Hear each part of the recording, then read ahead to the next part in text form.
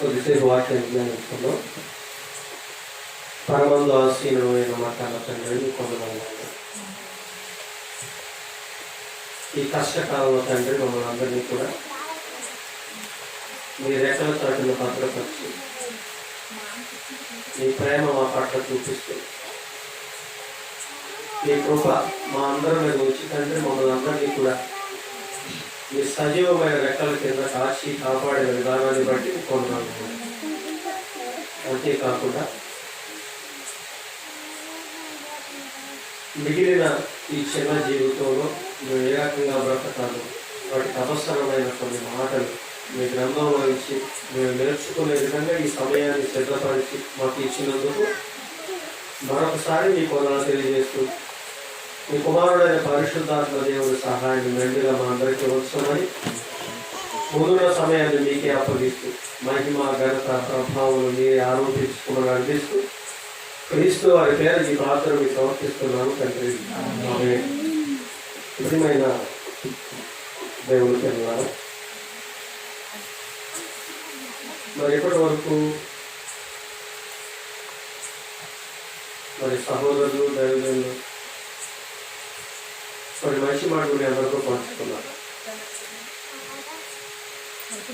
అదేవిధంగా మరికొన్ని విశేషమైన సంగతులు మనం అందరూ కూడా ఈ సమయంలో నేర్చుకుందాం. దయచేసి అందరూ కూడా నిశ్శబ్దంగా ఉండండి. పిల్లలు మీరు కూడా మాట్లాడకండి. ప్రియమైన దేవుడి పిల్లలారా, నిజంగా ఈరోజు దేవుడి పట్ల మనుషులకున్న ఆలోచనలు ఈ విధంగా ఉన్నాయి. ఏం కోరుకుని మనందరం కూడా దేవుడి సన్నిధికి వెళతా ఉన్నాం అని ఒకసారి మనందరం కూడా ఆత్మ పరిశీలన చేసుకోగలిగితే, తమ్ముడు చెప్పినట్టుగా మరి విశ్వాసం గురించి మనం ఆలోచించినట్లయితే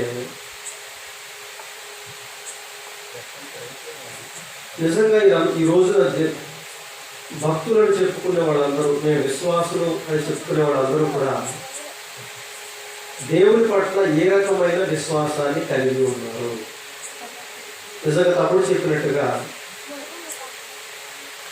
మాకు దేవుడు కావాలి, మేము దేవుడిని చూడాలి, మేము దేవుడిని చేరుకోవాలి అన్న విశ్వాసంతో మేము దేవుడి దగ్గరికి వెళుతున్నాం అనేవాడు ఎవరంటే చేతులు ఎత్తండి. ఇక్కడ మీరు వినాలండి. ఎవరైనా వచ్చి కూర్చుంటారు, దయచేసి మీరు అందరూ డిస్టర్బ్ అవ్వకండి, జాగ్రత్తగా వినండి. నేను చెప్పింది మీకు అర్థమైందండి? నేను చెప్పింది మీకు అర్థమైందా? మేము దేవుణ్ణి పూర్తిగా తెలుసుకోవాలి, మేము దేవుణ్ణి చూడాలి, మేము దేవుణ్ణి చేరుకోవాలి అన్న విశ్వాసంతో ఎవరైనా ఈరోజు దేవుని అందరి మరి బ్రతుకుతున్నారా, లేకపోతే దేవుడి దగ్గర పెడుతున్నారా? ఇప్పుడు ఇక్కడ మీరు ఉన్నారు, చేయదట్టండి. నిజంగా మేము అదే విధంగా మేము భక్తి చేస్తున్నామండి. మేము ఆ రకమైన విశ్వాసంలోనే మేము ఉన్నాము. ఇప్పుడు అందరూ దేవుడు అనుకున్నారండి. మీరందరూ విశ్వాసులేనా? విశ్వాసులే కదా, మీరు అందరూ విశ్వాసులే కదా. మరి ఏంటి మన విశ్వాసం? నిజంగా ఈ రోజున భక్త ప్రపంచాన్ని మనం ఒకసారి పరిశీలించగలిగితే, ప్రశ్న వేయగలిగితే ఏ రకమైన విశ్వాసాలు వారు కలిగి ఉన్నారు అని ఒకసారి వాళ్ళ మనసులో ఉంచుదాం. అంతేనండి. నిజంగా ఒక వ్యక్తిని మనం ప్రశ్న వేసినట్లయితే, మీరు ఎందుకు దేవుడిని నమ్ముతున్నారు, మీరు దేవుడి దగ్గరికి ఎందుకు పెడుతున్నారు అని అంటే సాధారణంగా మనం చెప్పే సమాధానం చెప్పండి. కాబట్టి మీరు దేవుడి దగ్గరికి ఎందుకు వెళ్తున్నారంటే, మీరు దేవుడిని ఎందుకు నమ్మారండి, మీరు ప్రతి వారం చర్చికి వెళ్ళి పెడుతున్నారు, బైబిల్ ఎందుకు పట్టుకుంటున్నారు, ఏంటి కారణం ఏంటి, దీనివల్ల మీకు లాభం ఏమిటి అని మనం అడిగారు అనుకోండి. ఏం చెప్తాం సమాధానం? మనం ఏం చెప్తాం? కాబట్టి దేవుడి దగ్గర పడిపోతే ఎట్లా అంటే, మరి మా కుటుంబం బ్రతకాలంటే, మా ఆశలు తీరాలంటే, మా కోరికలు చెప్పుకోవాలంటే దేవుడి దగ్గర కదా, మరి లోకం బ్రతకాలంటే దేవుడి దగ్గర వెళ్ళాలి. అంతే కదా మనం చెప్పే సమాధానాలు. అంటే టోటల్గా ఒక మాటలో మనం చెప్పగలిగితే, ఇహలోక సంబంధమైన కోరికలు నెరవేర్చుకోవడానికి దేవుడి దగ్గర పెడుతున్నాం. అవునా? మరి అంతే కదా, దేవుడి దగ్గర అంతకుమించి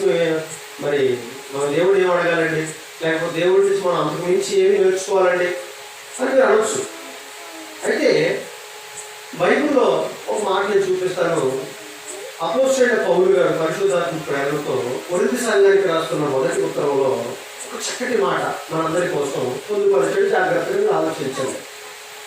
ఏమండి, మనసు పెట్టి ఆలోచించాలి దేవుని మాట.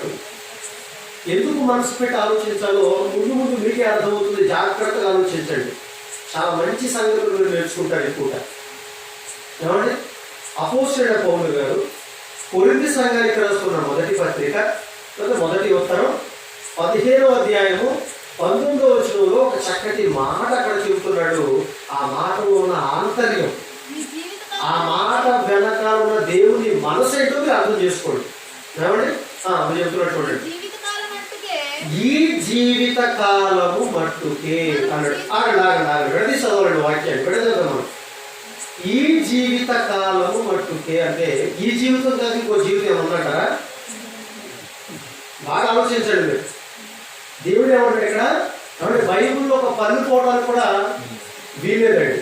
ఒక సున్నైనను పొల్లైనను పోకూడదు. కానీ ఈ రోజు చాలా మంది ఇష్టానుసారంగా బోధిస్తున్నారు, ఇష్టానుసారం చదువుకుంటూ వెళ్ళిపోతున్నారు. అందుకే ఈ రోజున క్రైస్తవ్యంలో ఎన్నో చీలికలు, ఎన్నో భిన్నమైన బోధనలు ఈ రోజున సమాజంలో ప్రవేశించాయి.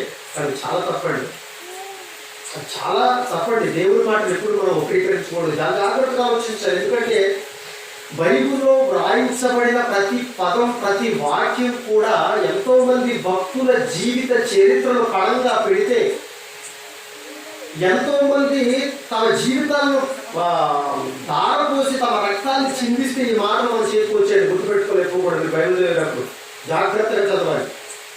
ఈ జీవిత కాలము మట్టుకే అంటున్నాడు. అంటే ఈ జీవిత కాలం మట్టుకే అనంటే ఇంకో జీవితం ఏదో ఉందనేది అర్థం. ఇది బాగా మీ మనసులో పెట్టుకోండి. అంటే ఈ జీవితం కాక మనుషులకు మరొక జీవితం ఉంది. ఈ జీవిత కాలం మట్టుకే అన్నాడు. నిజంగా ఇప్పుడు మీరు చెప్పిన సమాధానం ప్రకారం లోపలందరూ మాట్లాడేదాని ప్రకారం ఏం మాట్లాడతారు?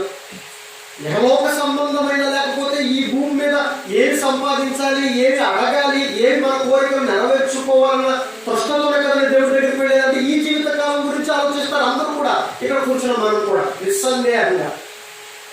మరి భక్తులు అలా మాట్లాడతారేంటి, దేవుడు అలా రాయించాడేంటి అంటే మన భక్తి విధానాలు ఏ విధంగా ఉన్నాయో చూడండి.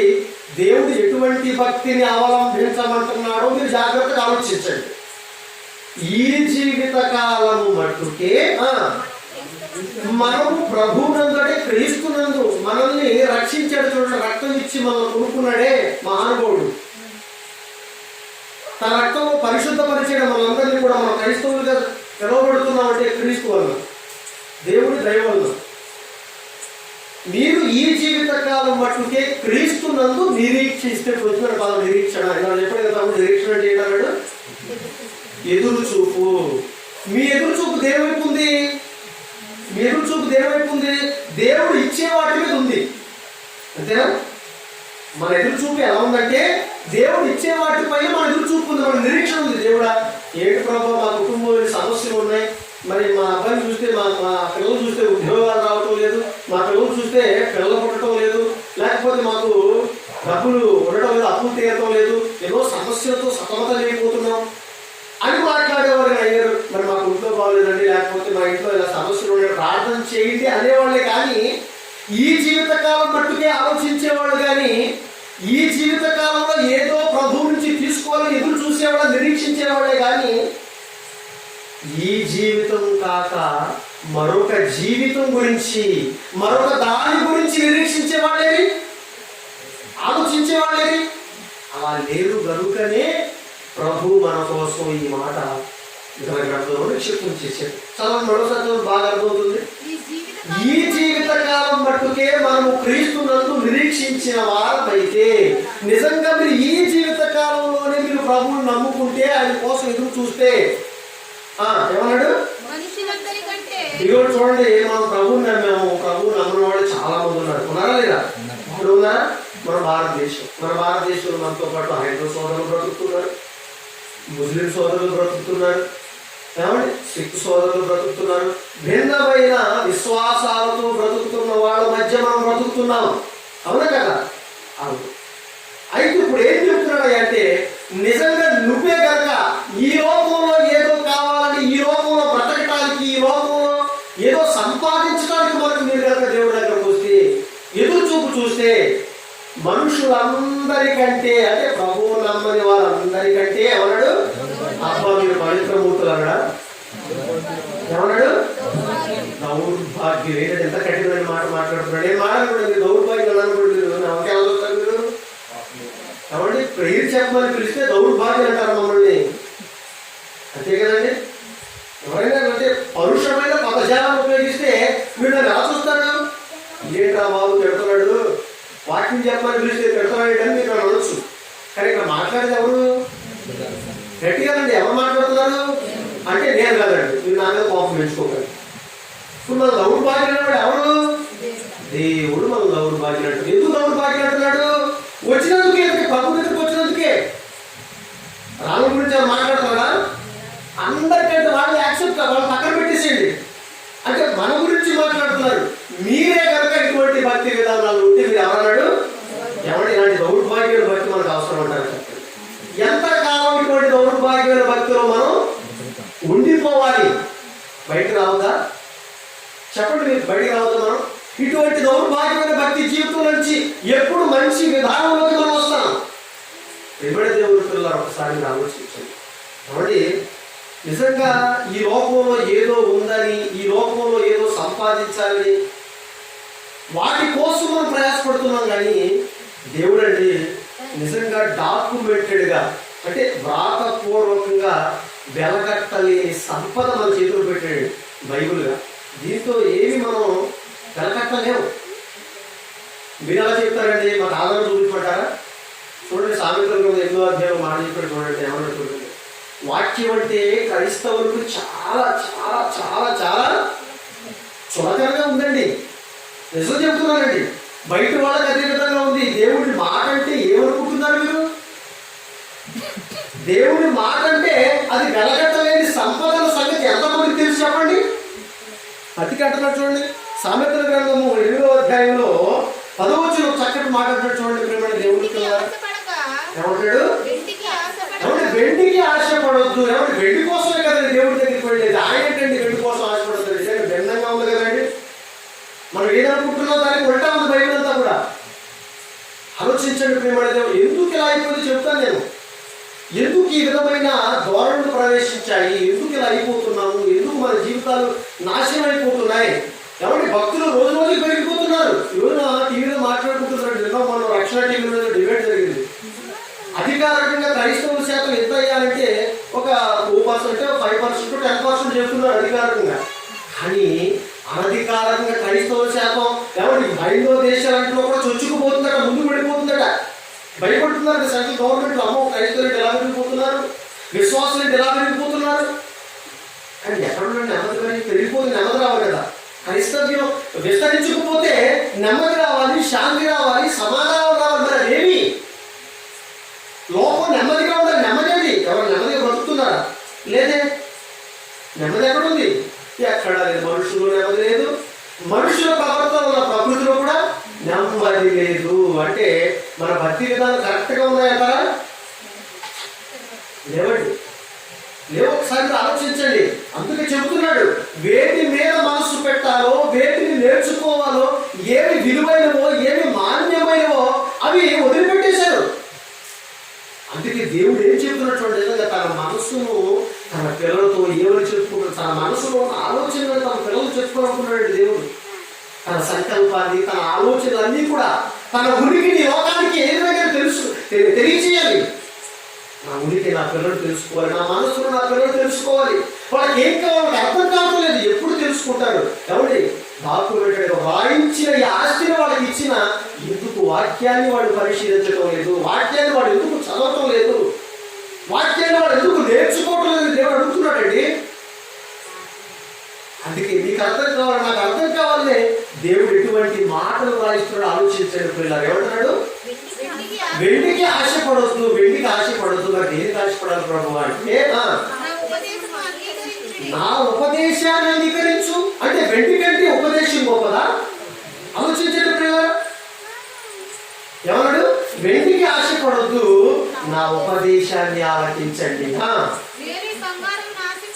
వేరేని బంగారాన్ని వెండంటే ఒకవేళ మీరు చిన్న చూపుకుందేమో, మీకు వెండంటే వదిలిపెట్టేస్తారు. మేలి బంగారం అంటే ఆడవచ్చు ఎంత ఇష్టం కదండి. బంగారం కోల్పోతే భర్తలు ఏ విధంగా వేధిస్తాం మనం? ఏమండి, వాదించి వేధించి బాధించి ఇంకేదేదో చేస్తాం. ఎందుకంటే ఏమంటే ఇంత బంగారం కొనిపించుకోవాలి. లేకపోతే బంగారం అంటే ఆడవాళ్ళకి కానీ కొంతమంది మగవాళ్ళు కూడా చాలా ఇష్టం లేండి. అందుకే దేవుడు ఏం చెప్తున్నాడు తెలుసా? మేలిమి బంగారము కంటే. నిజంగా మీరు ఆలోచించండి, ఏ భార్య అయినా భర్త దగ్గరికి వెళ్ళి ఏమండి నాకు బంగారం కొనండి, నాకు బంగారం లేదు నేర్చేవాళ్ళే కానీ ఏమండి నాకు వాక్యం లేదండి, వాక్యం నేర్పించండి, ఏమండి నాకు పిల్లలకు వాక్యం లేదండి, వాక్యం నేర్పించండి అనేవాళ్ళు ఎవరు ఉన్నారా? ఎందుకు అర్థలేదు అలాగా? బంగారం కావాలడిగే నీవు వాక్యాన్ని కావాలని ఎందుకు అడగటం లేదంటే నీకు దేవుని ఆసక్తి ఉందా? అంటే నువ్వు బంగారాన్ని పిలువిచ్చావా, లేకపోతే బంగారాన్ని కలిగించిన వాక్యాన్ని పిలువిచ్చావు? చెప్పు, ఇప్పుడు చెప్పు. మీరే ఆలోచించేటప్పుడు మీరే చెప్పండి. దేనికి పిలువిచ్చాం మనం? దేనికి పిలువిచ్చాం చెప్పండి.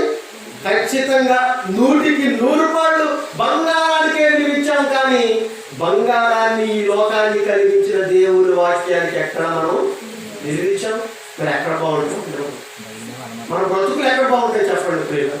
మీరు ఆలోచించండి. మన బ్రతుకులు బాగుండాలి అంటే, మన బ్రతుకులు పండాలి అంటే, మన పిల్లల భవిష్యత్తు బాగుండాలి అంటే, లోకము చల్లగా నెమ్మదిగా ఉండాలంటే మనం అందరం కూడా దేవుడు చెప్పిన మాటను నేర్చుకుని ఆ మాట ప్రకారం బ్రతికినప్పుడు ఎంత బాగుంటుందో తెలుసా అండి? అది అనుభవించిన వాళ్ళకు మాత్రమే అర్థమవుతుంది. అది ప్రభు గుండెల్లో ఉన్న వాళ్ళకి మాత్రమే అర్థమవుతుంది. పిల్లలు ఆలోచించండి. అందుకే అంటాడు మేలిమి బంగారము కంటే,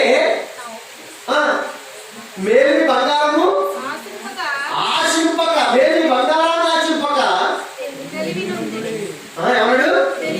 తెలివి ఉందండి. తర్వాత జ్ఞానము ముత్యముల కన్నా శ్రేష్టములు. ఇప్పుడు చెప్తున్నాడు చూడండి, పాయింట్ వచ్చేసాడు. విలువ గల సొత్తు లేవు. విలువ ఈ లోకంలో విలువని నేను అనుకుంటున్నావు. నువ్వు ముత్యం అనుకుంటున్నావా, బంగారం అనుకుంటున్నావా, బిడ్డ అనుకుంటున్నావా, డబ్బు అనుకుంటున్నావా, ఈ లోకపు చదువులు అనుకుంటున్నావా, ఈ లోకంలో ఉద్యోగాలు అనుకుంటున్నావా? విలువ గల సొత్తు లేవియు జ్ఞానముతో సాగి రాదని దేవుడు చెప్తున్నాడు. ఆలోచించండి సోదరి మన ఒకసారి ఆలోచించండి.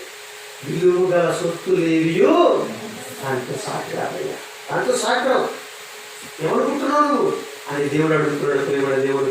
అందుకే 27వ అధ్యాయం, అదే సామెతల గ్రంథం 27వ అధ్యాయంలో 11వ వచనం మాట్లాడుతున్నాడు చూడండి ప్రియులారా. అదే సామెతల గ్రంథము 27వ అధ్యాయంలో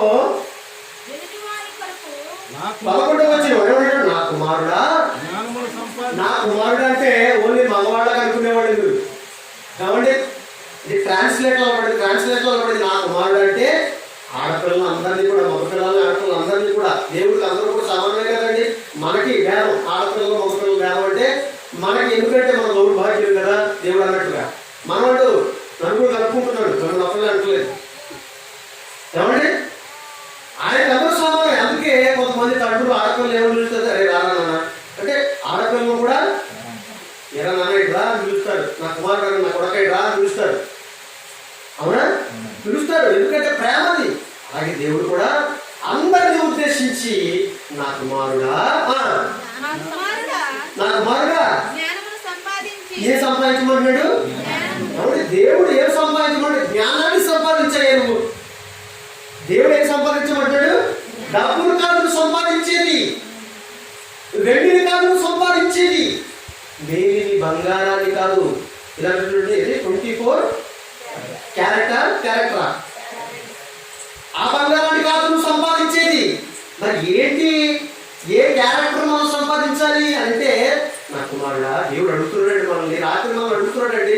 దేవుడు ఎవరు అడుగుతున్నాడు చూడండి. ఎవరు ఎప్పుడు మనం అడుగుతున్నాడో తెలుసు. దేవుడు అడుగుతాడు ఎప్పుడు తెలుసా మీకు?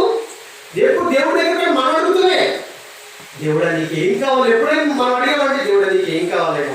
నాకు జీవితాన్ని ఇచ్చావు కదా, నాకు బ్రతుకునిచ్చావు కదా, నాకు ఇంత ప్రకృతిని ఇచ్చావు కదా, ఇది నీకు ఆయుధ ఇచ్చావు, ఇది పువ్వులు ఇచ్చావు, భూమిని ఇచ్చావు, నా బ్రతుకును పండించావు, నా కడుపును పండించావు, నా గర్భఫలాన్ని ఇచ్చావు, చెట్టు ఫలాన్ని ఇచ్చావు, గాలిని ఇచ్చావు, నీరునిచ్చావు, నింగినిచ్చావు.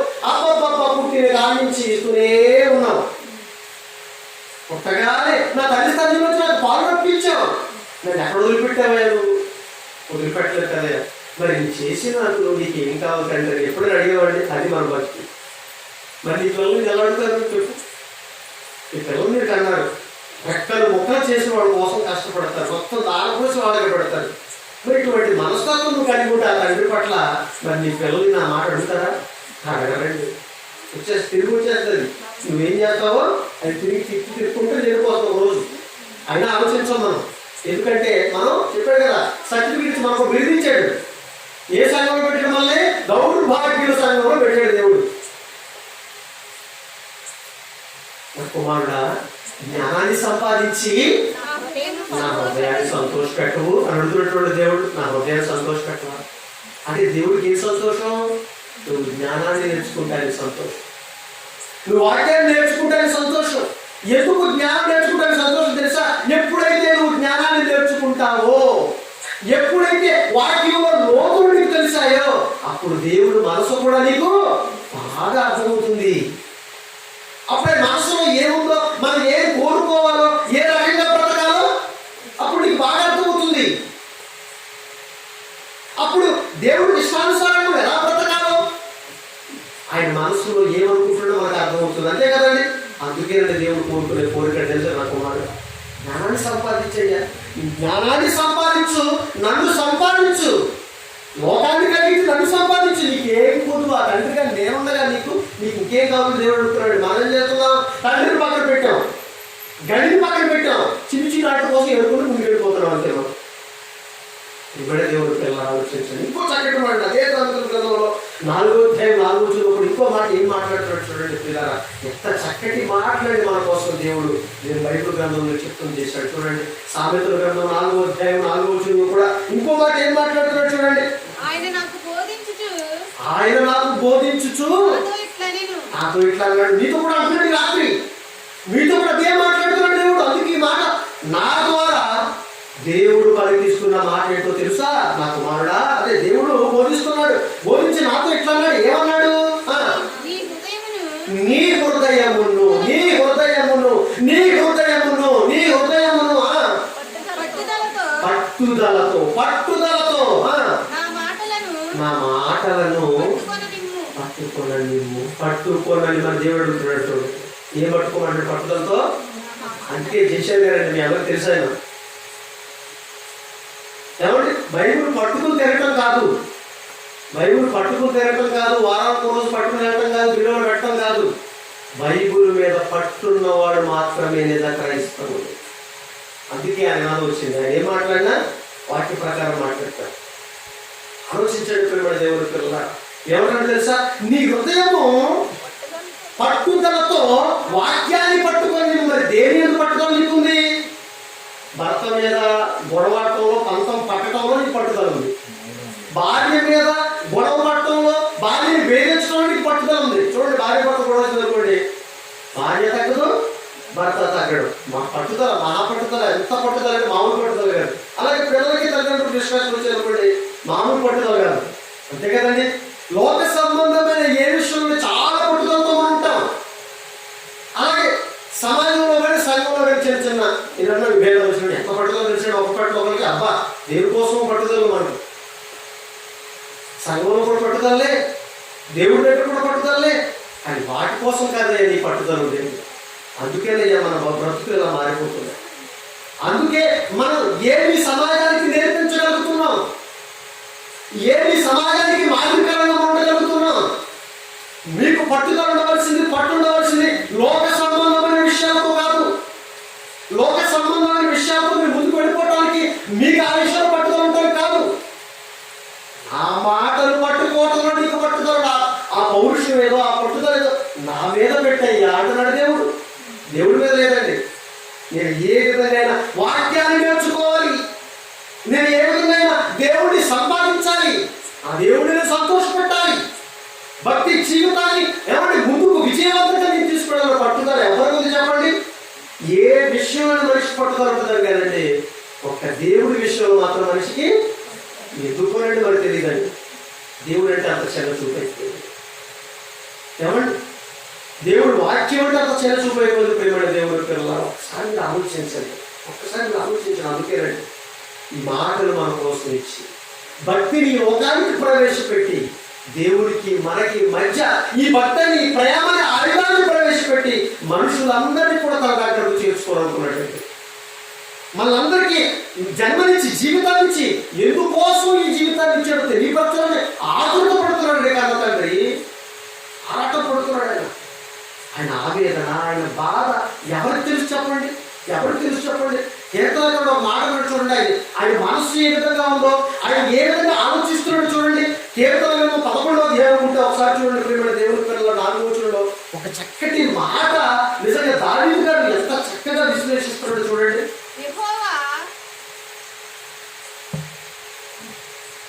కీర్తన గ్రంథం 11వ అధ్యాయం 4వ వచనంలో యెహోవా తన పరిశుద్ధాలయంలో ఉన్నాడు. ఎక్కడున్నాడు? తన పరిశుద్ధమైన ఆలయంలో ఉన్నాడు. తర్వాత యెహోవా ఆయన సింహాసనం ఆకాశమందు ఉన్నది. ఆయన సింహాసనం ఆకాశంలో ఉన్నాడు. ఎందుకు ఆకాశంలో పెట్టుకున్నాడు? నువ్వు చెప్తున్నాడు ఆయన నరులను బాగా చదువు మాట. ఆయన నరులను ఎవరు చూస్తున్నాడు? ఎవరు చూస్తున్నాడు? ఎవరు మనతో పాటు ఎన్నో బ్రతుకుతున్నాయండి. మనం ఏమేమి చూస్తుంటాం? ఏమండి ఆదివారం అయితే మనం చూపెట్టుకునే కలుగుతుంది. పొద్దున్నే ఎదురండి వండుకున్న తర్వాత అప్పుడు బయట పడుకుని ఆ చెట్టు మీద చూస్తాం. అప్పటి వరకు మనం చూపెట్టి ఉంటుంది. రేపు పొద్దున ఆదివారం అంటే ఈరోజే కోడి మీద ఎటు ముందు తిరుగుతున్నాను కోడి. రేపు పొద్దున ఏ కోడి నాటి కోడి పోయాలా, నాటిగడ పోయాలా, లేకపోతే ఇంకోటి పోయాలి. మనం చూపేమో కోడి మీద, మేకల మీద, ఇంకో దాని మీద మనం చూపు. అంతేనా? అలాగే మన చూపంతా బ్రతుకులు మన జీవితంలో దేనికి ఉంటుంది? ఏదేదో వాటి మీద ఉంటుంది. కానీ నన్ను కన్నాడు దేవుడు ఆయన చూపెట్టు చెప్తున్నట్టు అదే చెప్తున్నాడు. ఏమంటున్నాడు? పై మాట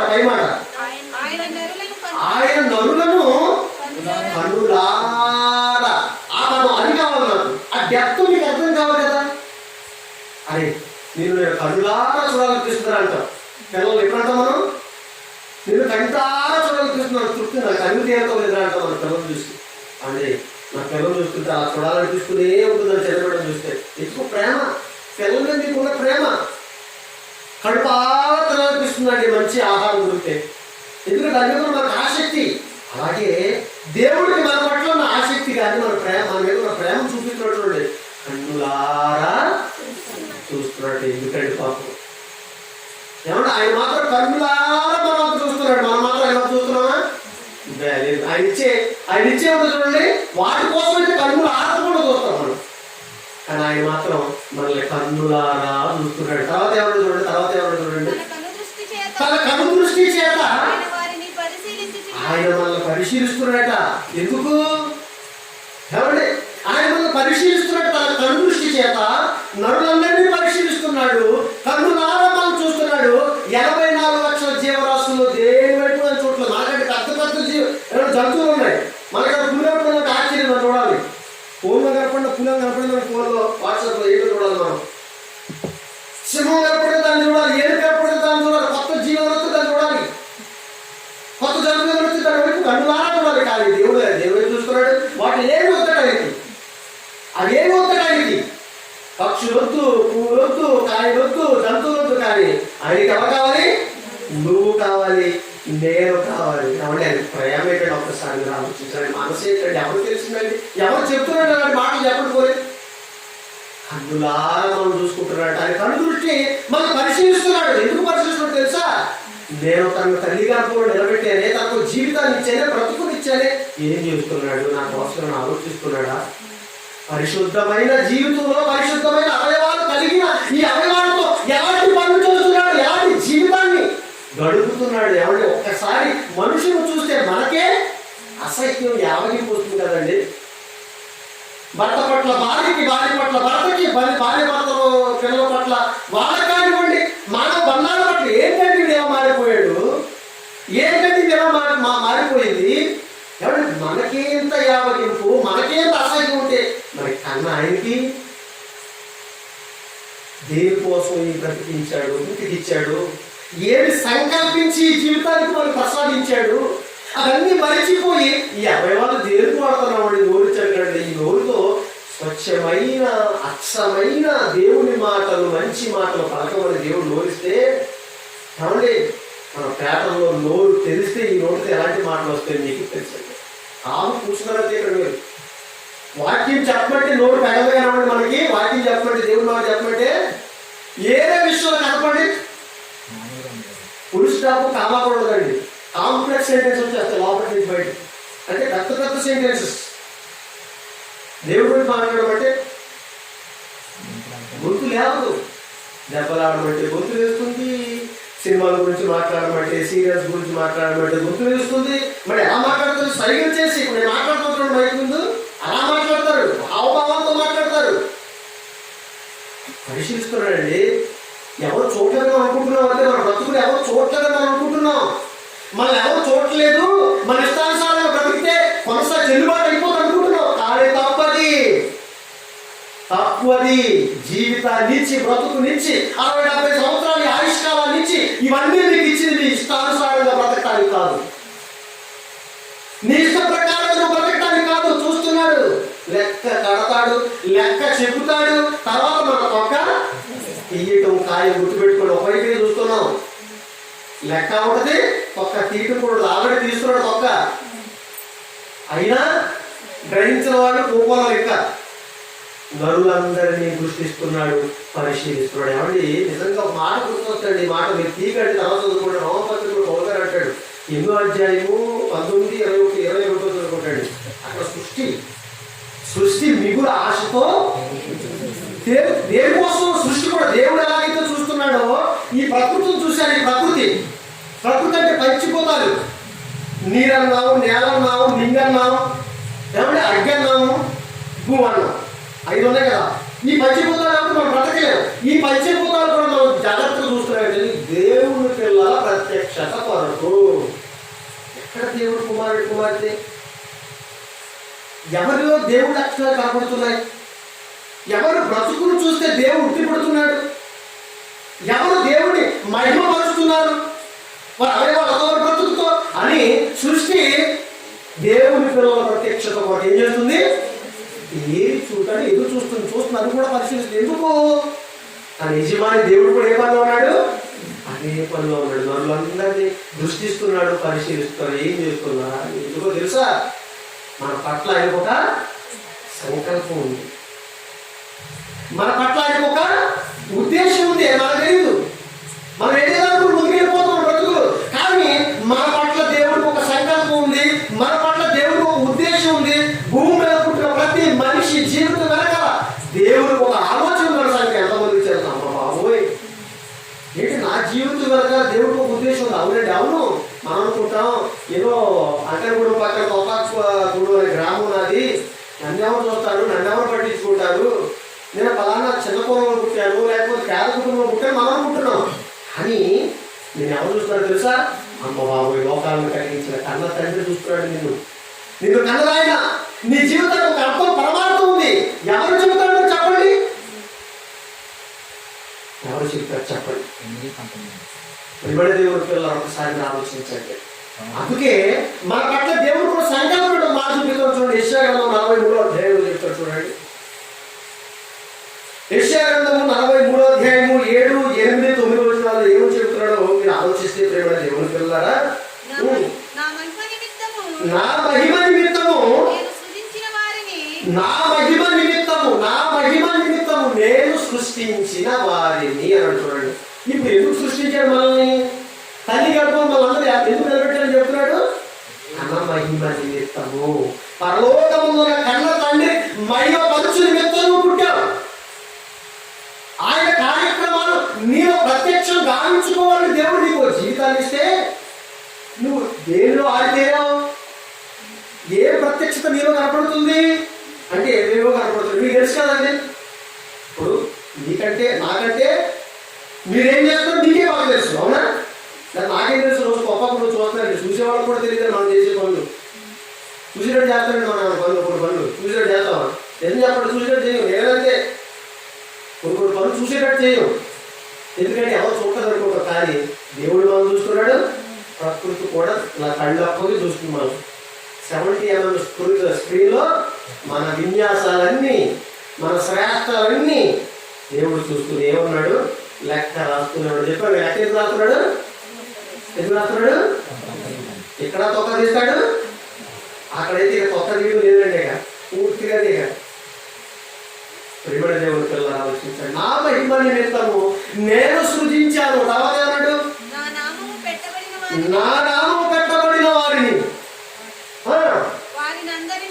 వారినందరినీ కూడా తెప్పించాడు. తెలుపుస్తాం కదండి. వాళ్ళ పాపం ప్రార్థన పెట్టుకోడు. ఎందుకు పెట్టుకున్నాడు? ఎవరు కారణం ఉందా? ఎవరు కారణం ఉందా? అకేషన్ ఎప్పుడు మనం ప్రార్థన పెట్టుకోవాలంటే క్రిస్మస్, లేదంటే ఒక కాజ్ ఇంట్లో జరగాలి. దొడ్లో పశువు అన్న కనాలి, ఇంట్లో మనమన్నా కనాలి, పచ్చిగా మాడిపోయి అంతే కదండి. అలాంటి సందర్భంలో మన దేవుడు అప్పుడే గుర్తొస్తాడు. కానీ ఎందుకు పెట్టేవాడ? నా గ్రామానికి నేను దేవుని సంకల్పాన్ని తెలియపరచాలి, నేను అందరినీ పిలిపించాలి. అందరూ పిలిచారండి. కొంతమంది పిలిచారు, కరోనాని పిలిచారు, మీరు వచ్చారు. మీరందరూ దేవుడు ఎందుకు కొంచెం ఆసక్తి ఉంది కాబట్టి కూర్చున్నట్టున్నారు. అంటున్నారా? అందుకే ఏం చెప్తున్నాడు చూడు, అందరినీ తెప్పించండి. దేవుడు పిలిపించడం అన్నాడు. ఎందుకంటే వాళ్ళు తెలియదు, వాళ్ళు చెప్పేవాడు అవును లేదు. మరి ఏం చేస్తాం? నా గురించి చెప్పేవాడు ఎవరు? వాస్తవం చెప్పేవాడు ఎవరు లేరు. తెప్పించండి. నేనే చెప్పినట్టు మనకు అడిగింది ఎవరనుకుంటున్నారు? మీ తల్లి గర్భంలో మేము అందరినీ ఈ గ్రూప్ని ఏర్పాటు చేసింది, మీ తల్లి గర్భంలో పోషించింది, భూమి మీద నిలబెట్టి అందించింది ఎవరనుకుంటున్నారు? నేను అని చెప్పుకుంటున్నాడు. మరి ఏం చేస్తాం? మనకి తెలియదు కదా, మనకు తెలియదు కదా. నేనే వారిని కలిగించాను, నేనే చదవడమ్మా వారిని పుట్టించాను అని చాలండి. నేనే పుట్టించాను, నేనే కలిగించాను, వాళ్ళందరినీ పిలిపించాలి. నేనే చెప్పుకుంటా. మరి ఏం చేస్తాం? నేనే చెప్పుకుంటా. వాళ్ళ తల్లిదండ్రులు ఎలా వారు పిల్లలు చెప్పరండి. చెప్పకూడని మాటలు చెప్తారు, నేర్పకూడని మాటలు చెప్తారు, అవసరమైతే కార్యక్రమం రాయమని చెప్తారు. కానీ విలువైన ఈ మాటలు ఎవరు ఇస్తారు? ఇవన్నీ ఎవరు చెప్తారు? మనకు తెలియదు. ఎందుకంటే సంకల్ప ఉద్దేశం మనకు తెలియదు. వాక్యాన్ని కూడా మనం చదవలేదు, నేర్చుకోలేదు. మరి ఎందుకోసం వెళ్తున్నాం? మన భక్తి జీవితాలు ఏ విధంగా ఉన్నాయి అని అంటే, ఇప్పుడు యేసు ప్రభు నోరు తెలుస్తున్నట్టు ఏమన్నాడు? మత్తయి సువార్త 15వ అధ్యాయం 7వ వచనంలో ఏం చెప్తున్నాడు చూడండి. ప్రియమైన దేవుని పిల్లల, మత్తయి గారు రాసిన సువార్త 15వ అధ్యాయము 7వ వచనంలో ఏమని మాట్లాడుతున్నాడు? మీరు జాగ్రత్తగా ఆలోచించండి. యేసుక్రీస్తు మన గురించి మన గురించి మనలో మాట్లాడాడు. యేసుక్రీస్తు ఏమంటాడు? వేషధారులారా. పై మాట చదవండి. ఆ మాట మీరు ఎందుకు ఈరోజు మనుషులందరూ కూడా దేవుడు తెలుసుకోలేకపోయారు? ఎందుకు దేవుడి సంకల్పం, దేవుడి ఉద్దేశం అర్థం కాలేదంటే, ఇప్పుడు చెప్తున్న చూడండి కారణం, రీజన్ యేసుక్రీస్తు చెప్తున్నాడు. ఇప్పుడు మన మనసులో దేవుడి పట్ల ఏ విధంగా ఉన్నాయో ఇప్పుడు చెప్తున్నాడు. జాగ్రత్తగా మీరు ఆలోచించండి. ఏం చెప్తున్నామా?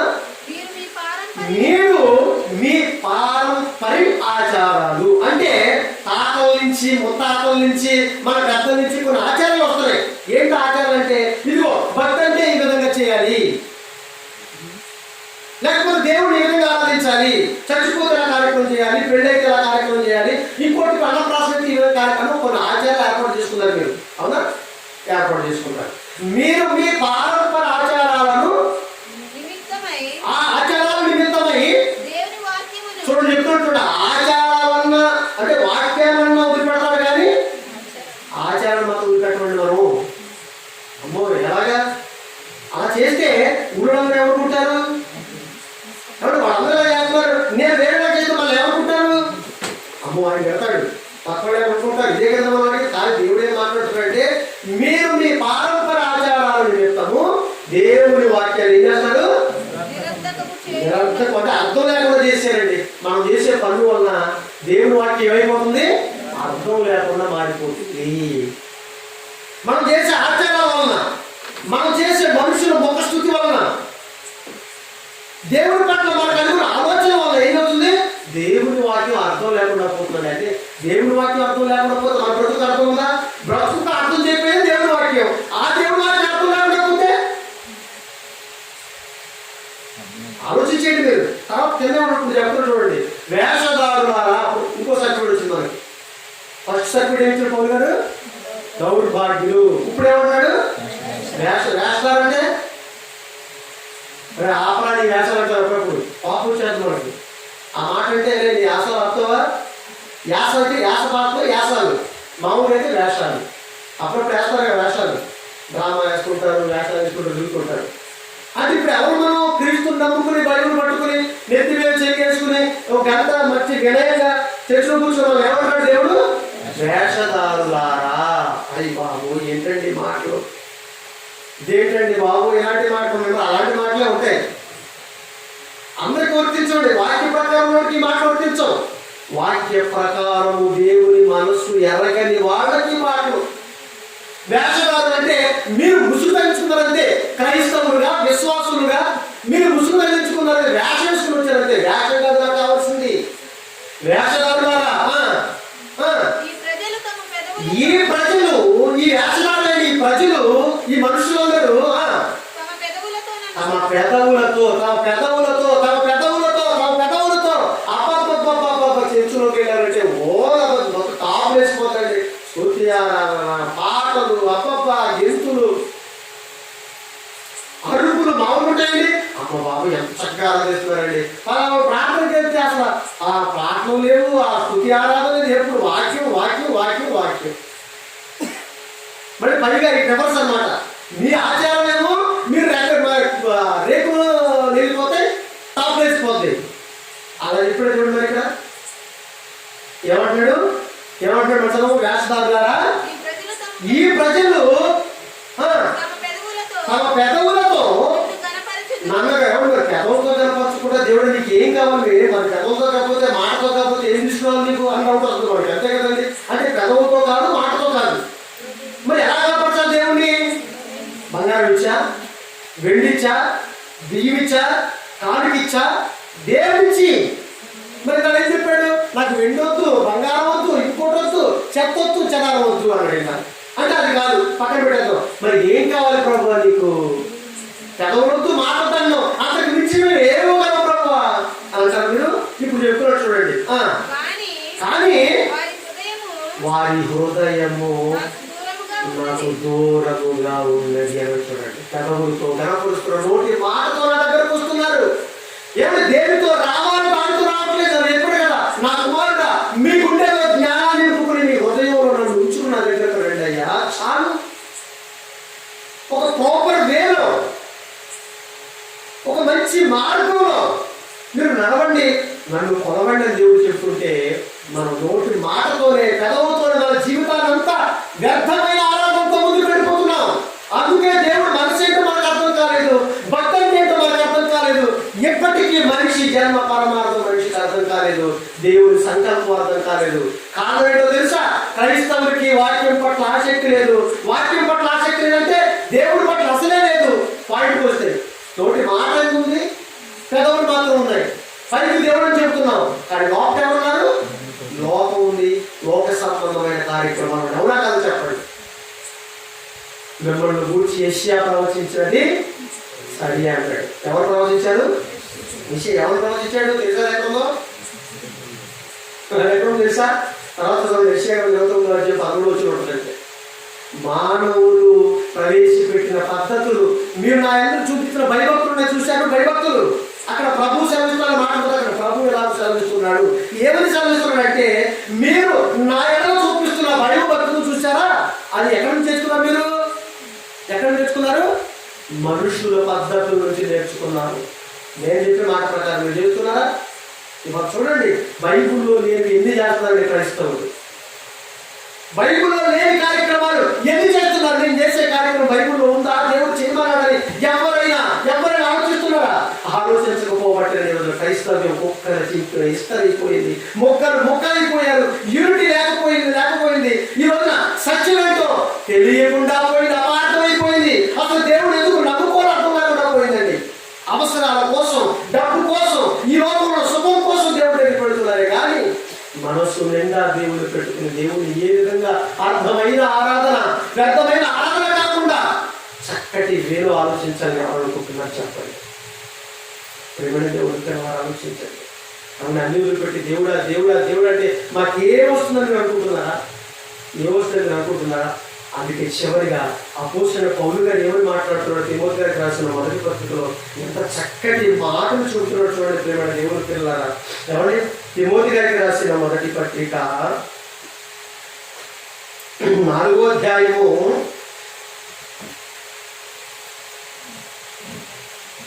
8వ వచనం. తిమోతి గారు రాసిన మొదటి పత్రిక 4వ అధ్యాయంలో వచ్చిన శరీర సంబంధమైన సాధకము కొంచెం మటుకే ప్రయోజనకరమవును. మీరు శరీర సంబంధమైన సాధకం చేసి అది సంపాదించేది అని ఇది సంపాదించిన లోపల అంతా బ్రతుకంతా వ్యర్థపరుస్తున్నారే. ఒకవేళ దానివల్ల నీకు ఏమైనా లాభం వచ్చినప్పుడు అది కొంచెమే, అంతేనా? డబ్బు సంపాదించేవరకు ఎప్పటివరకు? కొంచెం మటుకే. పొద్దున తిన్నావు, ఎప్పటి పడుతుంది? మధ్యాహ్నానికి భస్మం. మధ్యాహ్నం తింటావు, ఎప్పటి వరకు? సాయంత్రానికి భస్మం. డబ్బు సంపాదించావు, ఉద్యోగం సంపాదించి, ఏదో సంపాదించి ఎప్పటి వరకు? నువ్వు గడిచేంత వరకు. అంటే ఈ జీవిత కాలం మట్టుకే, కొంచెము కాలం మట్టుకే ప్రయోజనము. కొంచెం కాలం మట్టుకే ప్రయోజనం మీకు కావాలా? చెప్పండి, కావాలా? దానికి పూర్తి ప్రయోజనం మీకు కావాలా? ఒకవేళ పూర్తి ప్రయోజనం మాకు కావాలని అని అనుకుంటే హృదయపూర్వకంగా ఈ మాటలు మీరు నమ్మితే, ఇప్పుడు చెప్పినట్టు చూడండి, శరీర సంబంధమైన సాధకము కొంచెం మట్టుకే ప్రయోజనకరమవును. కానీ దైవ భక్తులు చూశారు, నిజమైన భక్తులు చూశారు, ప్రభు చెప్పిన భక్తులు చూశారు, వాక్య ప్రకారమైన భక్తులు చూశారు. ఆ భక్తి ఎప్పటి జీవము విషయములు. భక్తి మీ కుటుంబంలో పెంపొందించుకోండి, వాక్యాన్ని మీ హృదయంలో నింపుకోండి, మీ పిల్లలకు వాక్యాన్ని చెప్పండి. నిజంగా మీ కుటుంబం, మీ సమాజం ఎంత బాగుంటుందో తెలుసా? బాగుండదు, అల్లరి ఉండదు, కక్ష ఉండదు, క్రోధం ఉండదు, అసలు చెత్త ఉండదు, చెదారు ఉండదు. అందరూ హాయిగా ఆనందంగా బ్రతికినంత కాలం బ్రతుకుతారు. ఆ జీవితం జరుగుతుందండి. స్వార్థం, కుళ్ళు, కుట్ర, కపటం, నేరం, అన్యాయం, అక్రమం, దారుణం, వాటి వల్ల మనకు లాభం అనుకుంటున్నారా? కాదు, కాదయ్యా, కాదు. అందుకే దైవభక్తి ఎప్పటి జీవము విషయములోను. అమ్మ బాబోయ్, అది ఎప్పటి బాబు గారు ఈ లోక సంబంధం, ఈ జీవితం మట్టుకెళ్ళదు కదా. అంటే రాబోయే జీవితం కూడా ఉందని ఇక్కడ తిమోతి గారు కూడా చెప్తున్నాడు. ఆ జీవితంలో కూడా మీకు మేలు కావాలి అంటే మీరు ప్రభువును చూడాలంటే, ప్రభు సన్నిధిలో మీరు బ్రతకాలి అంటే, ప్రభు దగ్గర మీరు నెమ్మది పొందాలి అంటే మీరు ఖచ్చితంగా భక్తి చెయ్యాలి. భక్తి చేయాలి. ఆ భక్తి ఎలా ఉండాలి? వాక్య ప్రకారంగా ఉండాలి. వాక్యాన్ని బాగా నేర్చుకోవాలి. పట్టుదలతో దేవుడి మాటలు పట్టుకోవాలి. గుండె నిండా దేవుడి మాటలు నింపుకోవాలి. అప్పుడు ఈ జీవిత కాలంలోనూ రాబోయే జీవిత కాలంలో కూడా మీకేంటి ప్రయోజనం అయ్యా, మీకు ప్రయోజనం. తర్వాత మాట్లాడుతుంది ఈ వాక్యము నమ్మండి అయ్యా, నమ్మదగినది. బా ఏం చెప్తున్నాడండి ఈ మాట? నమ్మటానికి యోగ్యమైనది. ఒక్కసారి అనుభవించి చూడండి, ఒక్కసారి అన్నాడండి. భక్తిలో ఉన్నవాడికి ఏం కావాలండి? దేవుడు ఆ దేవుడిలోనే లోపల ఉన్నవాడికి అబ్బాబా ఏం అవసరం లేదు. దేని గురించి విచారపడు, ఏమైపోయినండి. పక్కన 10,000 మంది పడినాడు, నీకు ఏ అపాయం నీ గుడారాన్ని తాకదు అన్న హాని భరోసా ఇచ్చాడు దేవుడు. మాట భరోసా వద్దనుకుంటున్నాడు. ఏం చేయాలి చెప్పండి? ఈ వాక్యం నమ్మదగినది. తర్వాత పేజీ చెప్పండి. తర్వాత పేజీలో కూడా మాట్లాడినటువంటి తర్వాత పేజీ 6వ అధ్యాయం 3వ వచనంలో 6వ అధ్యాయం 3వ వచనం ఏమంటాడు చూడండి. ఎవడైనను మన ప్రభు అయిన యేసుక్రీస్తు యొక్క హిత వాక్యాలు పుట్టున్నటువంటి ఆరోగ్యకరమైన వాక్యాలు. అంటే ఆరోగ్యకరమైన వాక్యాలు కూడా చెప్తారా? ఆలోచించాలండి. మరి మనం ఎవరైనా మన ప్రభు యొక్క ఆరోగ్యకర విషయాలు చెప్పేవాళ్ళు ఉన్నారు, అనారోగ్యకర విషయాలు చెప్పేవాళ్ళు. ఇది ఎలా నమ్మాలంటే, ఏమండి ఒక పుట్లోనేమో మంచి ఆహార పదార్థాలు పెడతాడు, ఇంకో పుట్లో నూడిల్స్, ఫ్రైడ్ రైస్, బిర్యానీ పెడతాడు. ఇది ఆరోగ్యమా? ఇది ఆరోగ్యం అంటే ఆరోగ్యం కాని ఆహార పదార్థాలు కూడా అమ్ముతున్నారు. బ్రాండీ అమ్ముతాడు చోట, సారాయం పడిపోతాడు. మనకు ఆరోగ్యమా? కాదు. కొబ్బరి బొండ అమ్మేవాడు, కొబ్బరి బొండ తాగుతాడన్నా ఊరుకోడు, బేరవాడితో కొబ్బరి బొండండి. బ్రాండీ సిస్టర్కో ఇప్పుడు జగన్మోహన్ రెడ్డి గారు ఎంత పెంచినా, అంటే ప్రభుత్వం ఎంత పెంచినా తప్పు. మరి ప్రభుత్వం పెట్టారు కాబట్టి మనం ఏమన్నాడు? వాడు ఏమీ ఎరగక, అంటే దైవభక్తికి అనుకూలమైన బోధ చేయకపోయినా వినకపోయినా ఆ సంఘాల్లో, ఆ సమాజంలో ఎటువంటి పరిస్థితి ఉంటుందంటే తర్కాలు ఉంటాయి, వివాదాలు ఉంటాయి, ఏమండి వ్యర్థమైన ప్రయాసాలు ఉంటాయి. అంతేనా? తర్వాత ఏమన్నాడు? గర్వాంధ్రులు ఉండిపోతారు. తర్వాత ఇంకా నాకేంటి గర్వం అండి. మనుషులకి ఎంత గర్వం తెలుసా? మామూలు గర్వం కాదు. మనుషులు పట్టుకునే మనిషిని. ఆ తర్వాత వీటి మూలముగా అసూయ, కలహము, దూషణలు, తర్వాత దురనుమానములు. వీటి వల్ల వచ్చేయండి చెప్పండి. చివరికి ఫలాలు వచ్చేయండి, మంచి ఫలాలు వస్తాయా? ఒకడు దూషించుకోవడం, ఒకరు చెప్పుకోవడం, ఒకరు గొడవలు, అట్లా ఉండదు. అట్లాంటి భక్తి దేవుడు కొట్టండి. అట్లాంటి సమాజం సంఘం దేవుడికి అవసరం లేదండి. దైవ భక్తికి అనుకూలమైన బోధ కావాలి, ఆరోగ్యకరమైన బోధ కావాలి. అటువంటి భక్తులు దేవుడు కోరుకుంటున్నాడు. ప్రేమ దేవుడు పిల్లలు చెప్పినటువంటి చెడిపోయిన మనస్సు కలిగి సత్యహీనులై దైవ భక్తి ఇప్పుడు చెప్తున్నటువంటి చెడిపోయిన మనస్సు కలిగి, మనసు చెడిపోయింది. సత్యహీనులు అంటే సత్యాన్ని వదిలిపెట్టేశాడు, వాక్యాన్ని వదిలిపెట్టేశాడు. అలాంటి వాళ్ళకి ఎటువంటి మనసు చెప్తున్నటువంటి దైవ భక్తి ఏమనుకుంటారు? దైవభక్తి ఏమనుకుంటారు? గొప్ప లాభం. దేవుడి దగ్గరికి వెళ్తే ఏమనుకుంటారు? మనకి దేవుడి దగ్గరికి వెళ్తే మనకు వచ్చింది మన కోసంగా, మన అవసరాలు తీరలేదు కదా, డబ్బు సంపాదించుకుంటున్నాం కదా, కోరికలు నెరవేర్చుకుంటున్నాం కదా. అటువంటి భక్తి లాభం అనుకుంటే ఎవరు దేవుడు వ్యర్థ వివాదములు కలుగుతుందండి. దేవుడి భక్తి లాభమా? ఏ లాభం అనుకుంటున్నావు? లోక సంబంధమైన లాభం అనుకుంటున్నావా? ఆత్మ సంబంధమైన లాభం అనుకుంటున్నావా? లోక సంబంధమైన లాభం అనుకుంటున్నావు అందరూ కూడా.